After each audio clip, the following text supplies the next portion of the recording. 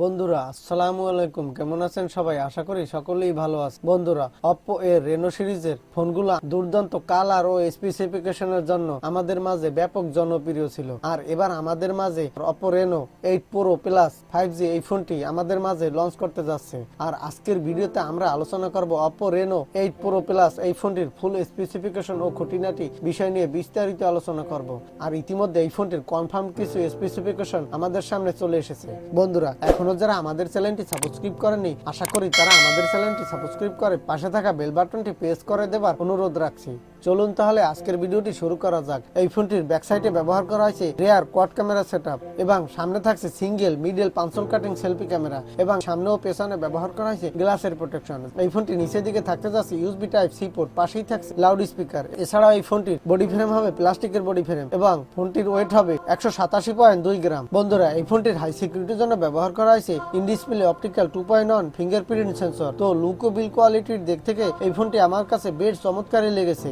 বন্ধুরা, এই ফোনটিতে ডিসপ্লে হিসেবে ব্যবহার করা হয়েছে 6.52 ইঞ্চি মাপের ফুল এইচডি প্লাস রেজুলেশনের 120 হার্জের সুপার অ্যামোলেড প্যানেল। এই ডিসপ্লেটি হতে যাচ্ছে HDR10 প্লাস এর সাপোর্ট। এই ডিসপ্লেটির রেজুলেশন হবে 1080x2400 পিক্সেল, রেশিও হবে 20:9 রেশিও। এছাড়া এই ফোনটির ডিসপ্লে পিক্সেল ডেনসিটি হবে 402 ppi। তো এই ফোনটির ডিসপ্লে কালার হবে 16 মিলিয়ন এবং ব্রাইটনেস এর কুড কম্বিনেশন থাকবে। যেহেতু এখানে থাকতে যাচ্ছে সুপার অ্যামোলেড প্যানেল, সাথে থাকছে মাল্টিটাস্কিং ফিচার, যার ফলে গেমাররা এই ফোনটির ডিসপ্লেতে দুর্দান্ত পারফরমেন্স পেয়ে যাবে। বন্ধুরা, একটি ফোনের মূল হাইলাইটেড অপশন প্রসেসর। এই ফোনটিতে প্রসেসর হিসেবে ব্যবহার করা হয়েছে অক্টা-কোর 6 ন্যানোমিটার আর্কিটেকচার একটি চিপসেট। এই ফোনটিতে প্রসেসর হিসেবে ব্যবহার করা হয়েছে দুর্দান্ত মানের একটি লেটেস্ট আপকামিং প্রসেসর কোয়ালকম স্ন্যাপড্রাগনের 888 প্লাস প্রসেসর, যে প্রসেসরটির পারফরমেন্স হবে দুর্দান্ত এবং চমৎকার। এছাড়া এই ফোনটিতে থাকতে যাচ্ছে দুর্দান্ত মানের LPDDR5 এর RAM এবং যেহেতু এই ফোনটিতে থাকতে যাচ্ছে LPDDR5 এর RAM এবং সাথে থাকছে 888 প্লাস প্রসেসর, যার ফলে এই ফোনটিতে দুর্দান্ত পারফরমেন্স পেয়ে যাবেন। কোনো প্রকার ল্যাকিং ছাড়াই যে কোনো প্রকার অ্যাপস প্লে করতে পারবেন।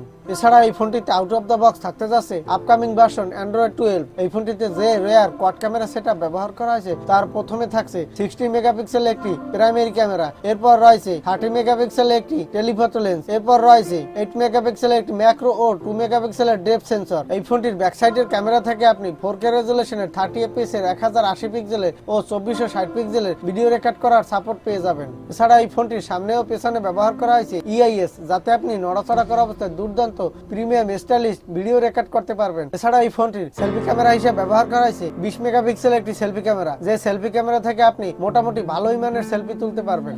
আমার কাছে এই ফোনটির ক্যামেরা কোয়ালিটি বেশ চমৎকারই লেগেছে। সামনে ও পেছনে ব্যবহার করা হয়েছে সুপার স্কোপ নাইট মোড, পেয়ে যাবেন super slow motion video record করার সাপোর্ট, পেয়ে যাবেন সুপার ম্যাক্রো শর্ট মোড। এছাড়া এই ফোনটিতে থাকতে যাচ্ছে ডুয়েল সিম স্ট্যান্ডবাই 5G সাপোর্টেড, তবে থাকছে না কোনো SD কার্ড ডেডিকেটেড স্লট। এই ফোনটিতে আপনি পেয়ে যাবেন লিথিয়াম পলিমার 5000 mAh এর একটি ব্যাটারি, সাথে বক্সে প্রোভাইড করা হবে 120 ওয়াটের একটি ফাস্ট চার্জার। এই চার্জারটি এই ফোনটিতে 30 থেকে 35 মিনিটের মধ্যে ফুল চার্জ করতে পারবেন।